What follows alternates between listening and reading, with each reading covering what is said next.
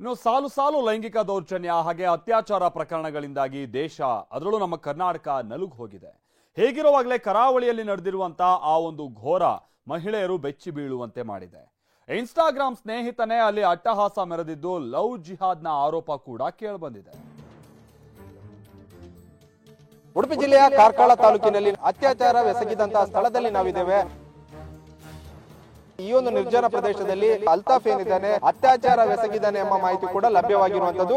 ನಾಗರಿಕ ಸಮಾಜ ಇದನ್ನು ಯಾವುದೇ ಕಾರಣಕ್ಕೂ ಒಪ್ಪಿಕೊಳ್ಳುವಂತ ಪ್ರಶ್ನೆ ಇಲ್ಲ, ಒಪ್ಪಿಕೊಳ್ಳಿಕ್ಕೆ ಸಾಧ್ಯನೇ ಇಲ್ಲ.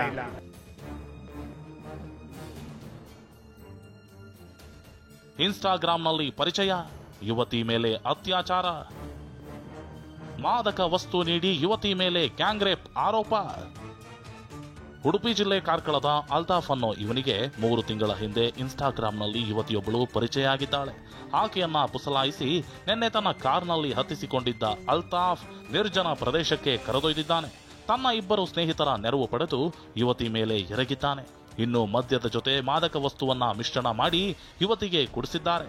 ಬಳಿಕ ಅತ್ಯಾಚಾರ ಮಾಡಿದ್ದಾರೆ ಅಂತ ಕಾರ್ಕಳ ಪೊಲೀಸ್ ಠಾಣೆಯಲ್ಲಿ ಕೇಸ್ ದಾಖಲಾಗಿದೆ. ಇದೇ ಪ್ರಕರಣ ದೊಡ್ಡ ಸದ್ದು ಮಾಡ್ತಿದ್ದಂತೆ ಅಲರ್ಟ್ ಆದ ಪೊಲೀಸರು ಆರೋಪಿ ಅಲ್ತಾಫ್ ಹಾಗೂ ಸ್ನೇಹಿತ ಝೇವಿಯರ್ ಕ್ವಾಡ್ರಾಸ್ ಅನ್ನೋನನ್ನ ಹೆಡೆಮುರಿ ಕಟ್ಟಿದ್ದಾರೆ. ಮತ್ತೊಬ್ಬ ಆರೋಪಿಗಾಗಿ ಬಲೆ ಬೀಸಿದ್ದಾರೆ. ಘಟನೆ ಬಗ್ಗೆ ಆಕ್ರೋಶ ಹೆಚ್ಚಾಗ್ತಿದ್ದಂತೆ ಕಾರ್ಕಳಕ್ಕೆ ಪಶ್ಚಿಮ ವಲಯ ಐಜಿಪಿ ಕೂಡ ಭೇಟಿ ನೀಡಿದ್ರು. ಅಲ್ತಾಫ್ ಡ್ರಿಂಕ್ಸ್ನಲ್ಲಿ ಏನದು ಡ್ರಗ್ಸ್ ಏನದು ಮಿಕ್ಸ್ ಮಾಡಿಕೊಂಡು ಹುಡುಗಿಗೆ ವಿಕ್ಟಿಮ್ಗೆ ಕೊಟ್ಟಿದ್ದರು.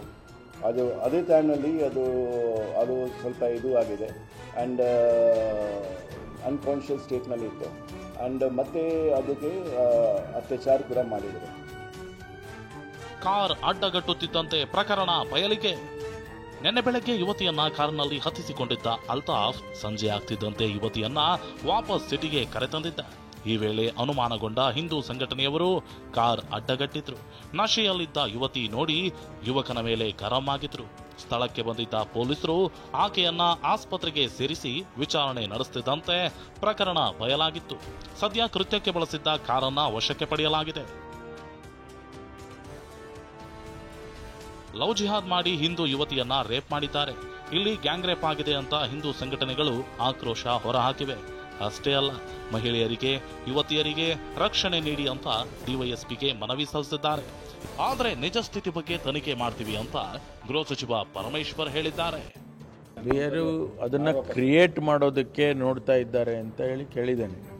ಆದರೆ ಅದು ನಿಜ ಸ್ಥಿತಿ ಏನಿದೆ ಅನ್ನೋದ್ರ ಬಗ್ಗೆ ಅದನ್ನು ಹೆಚ್ಚಿನ ಮಾಹಿತಿ ತಗೊಂಡು ಅದರ ಮೇಲೆ ಕ್ರಮ ತಗೊಳ್ತೀವಿ. ಇತ್ತ ಬೆಂಗಳೂರಿನಲ್ಲಿ ಮಾತನಾಡಿರೋ ಕಾರ್ಕಳ ಶಾಸಕ ಸುನಿಲ್ ಕುಮಾರ್ ಸರ್ಕಾರ ಆರೋಪಿಗಳಿಗೆ ಕಠಿಣ ಶಿಕ್ಷೆ ಕೊಡಿಸಬೇಕು ಅಂತ ಆಗ್ರಹಿಸಿದ್ದಾರೆ. ಈ ಸರ್ಕಾರ ಬಂದ ಮೇಲೆ ಹಿಂದೂಗಳಿಗೆ ಎಲ್ಲೂ ರಕ್ಷಣೆನೇ ಇಲ್ಲ. ಹಿಂದೂಗಳನ್ನ ಕೊಲೆ ಮಾಡ್ತಾರೆ, ಇಲ್ಲ ಅತ್ಯಾಚಾರ ಮಾಡ್ತಾರೆ, ಇಲ್ಲ ಕೇಸ್ ಮುಚ್ಚಾಕ್ತಾರೆ.